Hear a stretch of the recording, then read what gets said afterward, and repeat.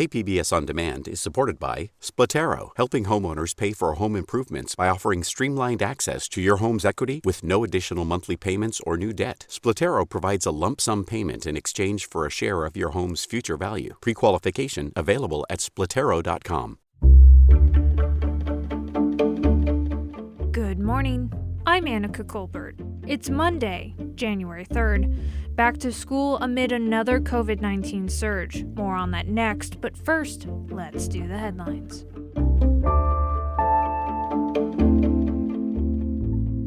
County health officials reported just under 6,000 positive COVID-19 cases last Thursday. That's a new daily case record. And that number doesn't include positives from any of the rapid tests San Diegans have been taking home. Many San Diegans are searching for ways to get tested, but popular county sites were closed on Friday and Saturday.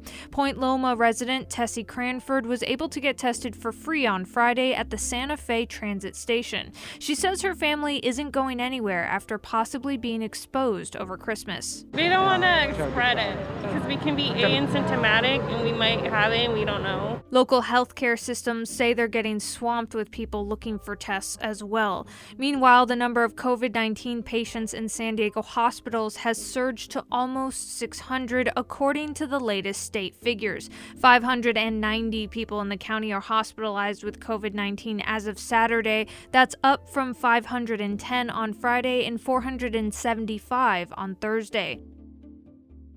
California lawmakers are flush with money and unfinished business from last year as they return to the state capitol today. Governor Gavin Newsom says he anticipates another historic budget surplus months after he approved a record spending plan that topped $250 billion.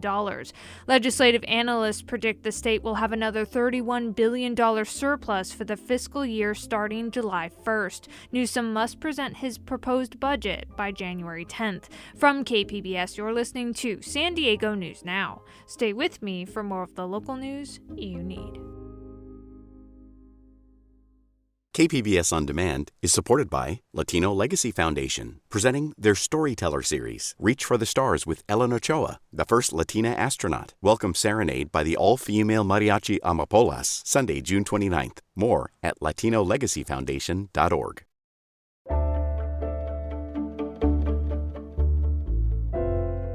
School is back in session this morning for students in the San Diego Unified School District following a 2-week winter break. KPBS education reporter MG Perez reports on the district's efforts to help stop the spread of COVID-19. Students in San Diego Unified are back in class today with the hope that they have 2 negative test results for COVID-19. The district distributed more than 98,000 home self-swab test kits before the holidays, with instructions to test last Friday and again this morning. The tests are not mandatory, but Interim Superintendent Dr. Lamont Jackson says they were highly recommended. We're just going to continue to provide opportunities and access to the testing and also continue to encourage folks to get vaccinated. The district's vaccination van is back in operation this morning at Millennial Tech Middle School, offering anyone COVID vaccinations and booster shots for free until 5 p.m. And that was KPBS education reporter MG Perez.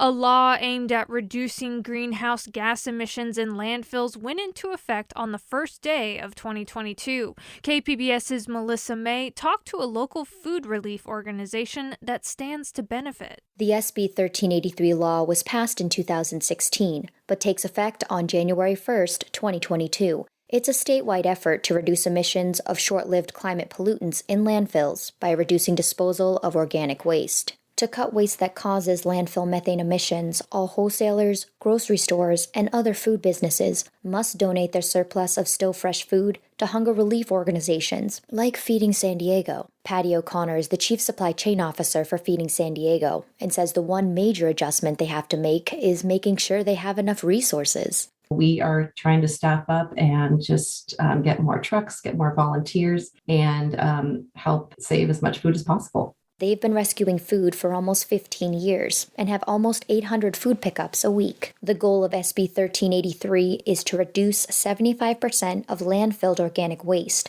and increase edible food recovery by 20% by 2025. And that was KPBS's Melissa May. Another new state law limits what kinds of plastic packaging can be labeled with the Chasing Arrows recycling symbol.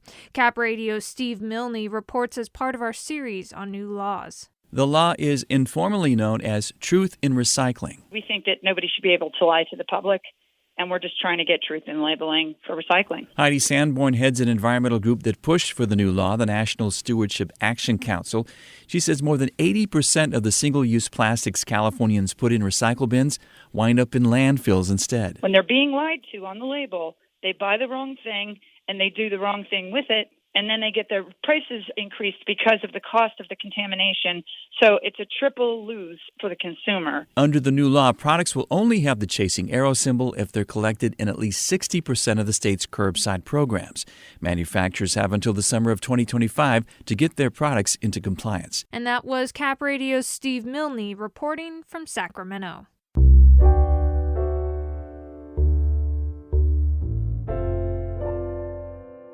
As hundreds of asylum seekers from Haiti continue to arrive at the U.S.-Mexico border, aid groups are running out of resources to help.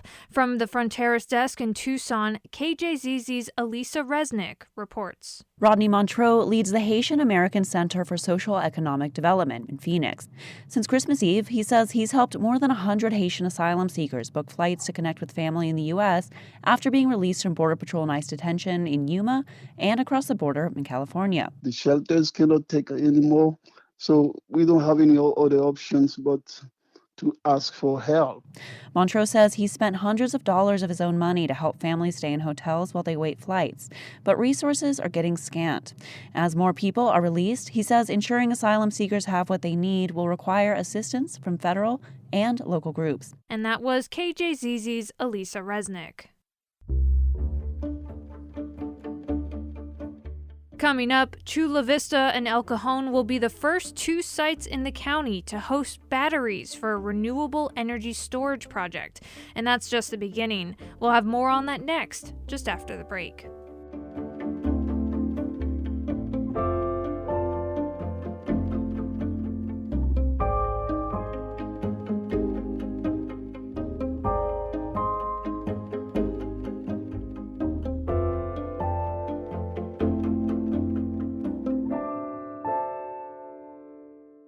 KPBS On Demand is supported by Paint Care, offering households and businesses in California more than 800 leftover paint drop-off sites for recycling.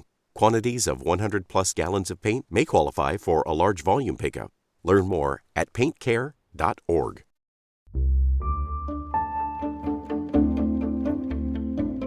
A new energy storage project is rolling out across the county, with batteries scheduled to be installed this month at two sites.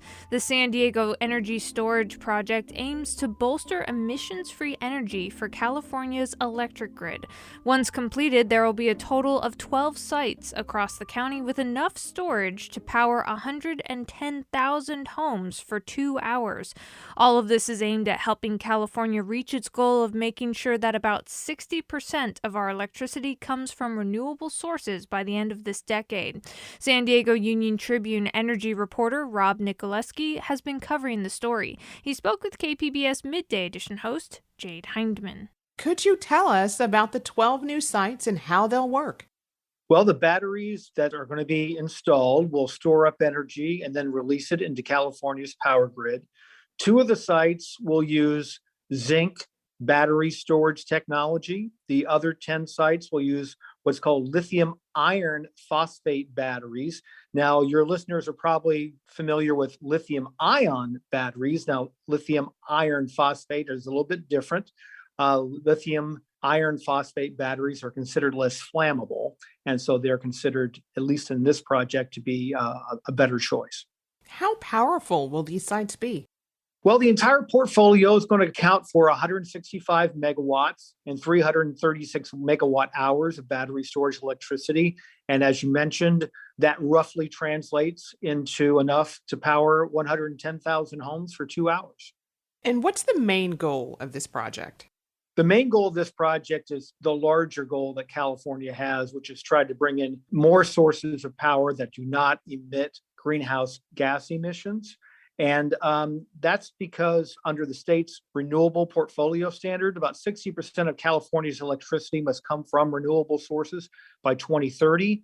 And by 2045, if not earlier, 100% of all the energy sources must come from carbon-free sources. So that's a big driver behind this project and other ones across the state. So if this project is successful, how does that change the trajectory of our climate crisis? Well, the thought is that if you're able to use battery storage, that can help replace some of the fossil fuel sources that are out there. And the overall trick to this whole thing is that here in California, we have a lot of solar production that we get during the day. In fact, we get so much solar production that it can't be used, that sometimes it has to be curtailed. And so what they're trying to do is be able to take that excess solar or any other excess power that we have during the day, then store that up and use batteries to do that. Then when solar production declines rapidly, once the sun goes down, you will be able to deploy energy from batteries and other sources like that can store up energy. So this whole idea of energy storage is very critical for California to try to meet these climate goals. And we know the first 2 sites are breaking ground within the next month in Chula Vista and El Cajon. Where will the other 10 sites be located in the county? They'll be scattered all across the county. There's one of fairly decent size in La Mesa, another one fairly decent size in Spring Valley. The second largest project is 30 megawatts, and that's out in Rancho Peñasquitos. And then the biggest will be built out in Ramona, and that'll be 39 megawatts. So when are all the sites expected to be up and running? Well, the El Cajon and Chula Vista site that you mentioned at the top of this interview that are just broken ground, they're expected to begin commercial operations as soon as early April. The entire portfolio, they expect to have all 12 sites up and running by the end of 2023. And could you tell us about who will be designing and operating these systems? It's this company that's based in San Diego called EnerSmart. They're a renewable energy company. They're fairly new. I wrote a story about them about a year ago about another project that they're doing in the San Diego area. And it's not as big, but they're new, but they're making some progress here. All right. How much is the project estimated to cost, and how will it be funded? It's estimated to cost up to $100 million. And EnerSmart was able to get some funding, some financing from 2 pretty big entities. One is Siemens Financial. The other is a North American Development Bank. They're going to split the costs about 50-50 between Siemens and the North American Development Bank. The North American Development Bank is kind of interesting. It's a binational project that's been established by the U.S. and Mexican governments. That's been established in order to build and enhance infrastructure projects along the border of those 2 countries. Do you foresee more projects like this rolling out across the county or even the state in the near future? Yeah, I think so. In fact, definitely. It's probably a better way to put it, because of those California renewable mandates that we talked about earlier. There's a lot of requirements and there's a lot of push to bring more renewable projects into the fore and put them into the grid. And on top of that, the Public Utilities Commission has ordered utilities and power companies to come up with more sources of power, especially clean energy projects in the next few years. The grid really needs these new projects, especially because in the next couple of years, the last remaining nuclear power plant in California, the Diablo Canyon power plant up in Central California, that's going to be going away. It's going to be discontinued. And that's roughly about 2,000 megawatts that need to be replaced. So California is looking for more in the next couple of years, more sources of power, especially clean power.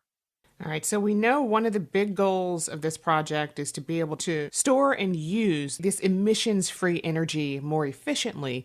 Does this have the prospect of lowering energy bills at all? At this point, I doubt it, because the general thought is that this particular project that we're talking about that EnerSmart is doing, I asked the managing partner of that company what the estimated cost would be. And it's about $300 per megawatt hour, which is more expensive than conventional sources. But the overall thought that backers of energy storage say is that they point to the fact that energy storage, battery storage prices have dramatically gone down. A few years ago, it was in the tens of thousands of dollars.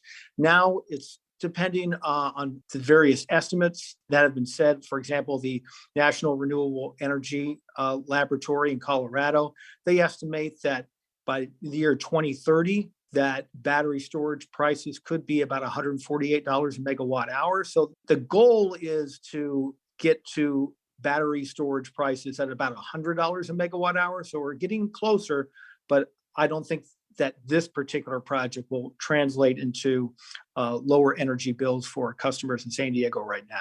And that was San Diego Union Tribune energy reporter Rob Nicoleski speaking with KPBS Midday Edition host Jade Hindman. That's it for the podcast today. Be sure to catch KPBS Midday Edition at noon on KPBS Radio, or check out the Midday Edition podcast. You can also watch KPBS Evening Edition at 5 o'clock on KPBS Television. And as always, you can find more San Diego news online at kpbs.org. I'm Annika Colbert. Thanks for listening, and have a great day.